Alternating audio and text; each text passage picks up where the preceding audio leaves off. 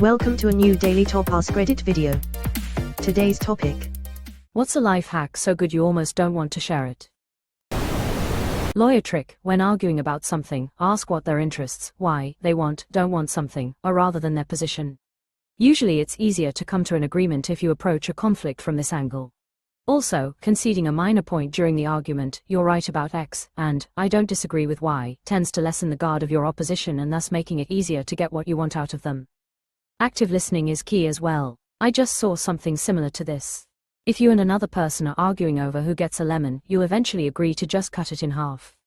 But if you ask why they want the lemon, you'll find out one person wants to juice it and one person wants the skin for zest for a recipe, so each party can have 100% of what they want if they just take the time to see the why of the other person. What if what I want is for the other person to not get what they want? Then, my boy, you have a congress. We have a designated spot for things like glasses, sunglasses, keys and phones. If anyone in the house comes across any of these items, they get put back in their spot. For instance, if I see my SO's sunglasses laying about, I'll take them to the window ledge, as that's where all our sunglasses go. We both know where to look for stuff that way. Pro tip: being organized is a refined form of laziness. Winking face. I always say I'm not organized. I'm just lazy. Very few understand. Organizational systems work best when they work with your laziness. If you're lazy and tend to just dump your keys on the counter when you get home, don't solve it by deciding they should go somewhere else and forcing yourself to change your habits. That's too much effort. Instead, get a little bowl or tray for your keys and put it on the counter where you usually dump them anyway. That's now where your keys go. Make the lazy thing you do the standard. I almost don't want to share this, but the ducks at the park are free. You can take them home. I have 458 ducks. Got any grapes? No, and if you keep asking, I'm going to nail your flat feet to the floor. Find a pair of socks you really like. Buy like 40 pairs. Throw out your other socks. Now you can just grab any 2 socks and have a pair. Get a hole in one. Throw it out. You still have tons of others of the same. I have been doing this for years. Great tip. I just tried to do this by buying what I thought was the exact same package of socks that I'd bought 2 years ago, figuring they'd be identical. They are not. The fabric on the new pairs is thinner and they feel just different enough on my feet that I'm now having to sort my identical black socks by texture. So, if you're going to do this, do it all at once as suggested.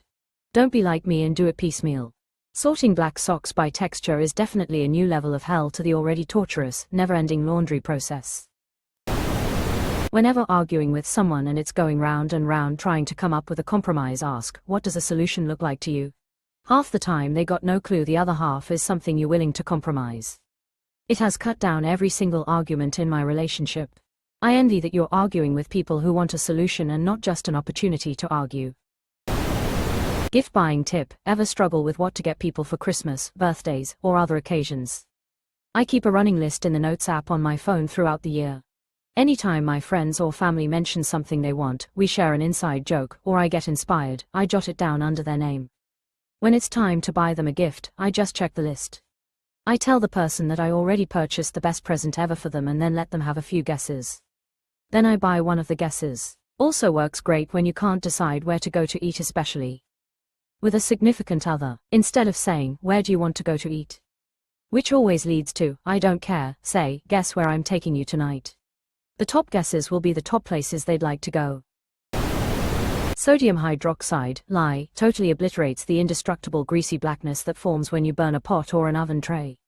You just put some in with water and wait. For speedy process, heat it slightly, but do not forget about it. The sticky charred mass will turn into goo and detach from the surface. Wash with water, do not touch it. Then scrub if anything is left. It should be very easy. The reason I almost don't want to share it is that lye is dangerous if used improperly. Cold solution will hardly hurt your skin, but can make you blind. Hot solution nearly instantly destroys meat and most vegetables. So be careful, do not use this trick if you have pets, kids that could topple the pot full of this chemical. I saw that in Fight Club, but I don't talk about it. Sodium hypochlorite, aka household bleach, will do the same thing. Basically, any strong oxidizer will clean off baked on or burned food. Higher concentrations work faster but are more dangerous. I just pour a 60 to 40 bleach water mix in the pans or wherever and then walk away for an hour. Works every time. Edit: just to add, it's why automatic dishwasher fluid works. The active ingredient is bleach or some other oxidizer. You don't have to respond to every text or call. And the fewer calls you answer from unknown numbers, the fewer you'll start to receive. Lots of those calls are just checking if you answer. If you do, they sell your number to other spammers. If you stop answering, they'll stop selling your number. I haven't gotten more than maybe a call a month in 3 years since I started this, after being inundated for years because I tried to sign up for health insurance. You know, now that you mentioned it, I have started ignoring them, and they are way less frequent now. I adopted the mindset of, if it's important, they will call again or leave a voicemail. It was life-changing for me when I realized a ringing phone is an invitation to a conversation, not an obligation. I'm old enough to have lived in a time with no call display or answering machine, and running to the fixed ringing phone was the norm. These days, if I'm too busy to answer, I can always see who just called, or they can leave a message. If it's really urgent, I'm also pretty sure they will call right back. For cooking, the idea of mise en place, it's a French phrase that means put in place. Before you start any cooking, you set up and put all your ingredients to side, spices, sauces, all your veggies are cut and ready to put in the bowl or pan before you cook. Makes cooking 100% less stressful when you have everything ready and on hand. To add to this, clean as you go. Add a garbage bowl for scraps while you're cooking instead of walking back and forth to the garbage. A genuine looking, and I say looking because it doesn't need to actually be genuine, smile. It will disarm people, making them more comfortable around you. You'll be more likely to get dates, you'll be more likely to get jobs, you'll be more likely to make friends, your dating profile will look better, your wedding pics will look better, hell, your social media will look better. Learn how to fucking smile on command. Look it up on YouTube. Shout out to the people practicing smiling now. Hollow circle containing filled circle, lower right quadrant circular arc, lower left quadrant circular arc, hollow circle containing filled circle. Also, if you're doing the smile in passing, hold it for an extra second so that they don't see you go from smiley face. 2. Cough cough Melania. I work as a receptionist and my supervisor always asks me how our guests like me even if they are rude to other staff. My trick is when someone is checking in that looks like a typical Karen, I always give them a compliment like, where did you get your nails done? They are so pretty. It usually works. Yup, compliments go a long way. If you need the toilet in a city, just go to a nice hotel. Easy access in most lobbies, very clean toilets. Some even have scented moisturizer, etc. The nicest, quietest bathrooms are usually on the conference floor, as long as there's no conference happening at that time.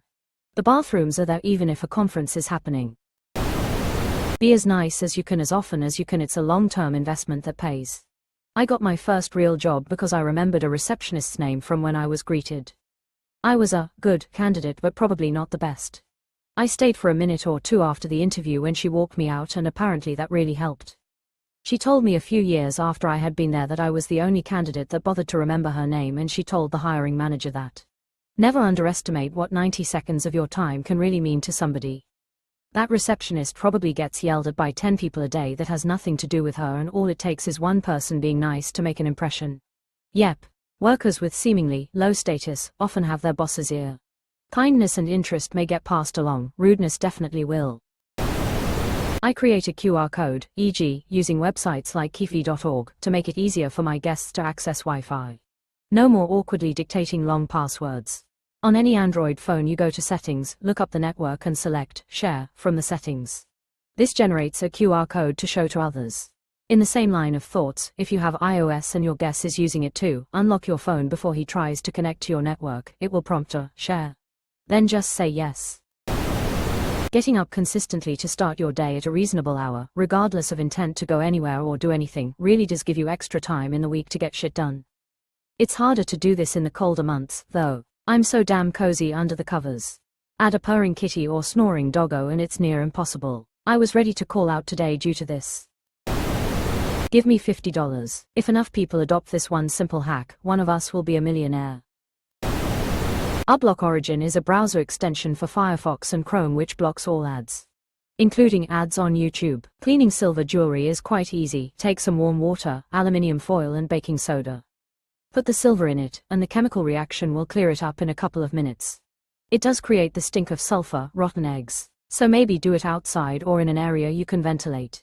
Edit, a few people commented that Adblock Origin isn't available on Chrome anymore. Firefox still allows the plugin, so you can use it with that browser, isn't it? Chrome no longer lets me use ad blockers, so I switched to Firefox.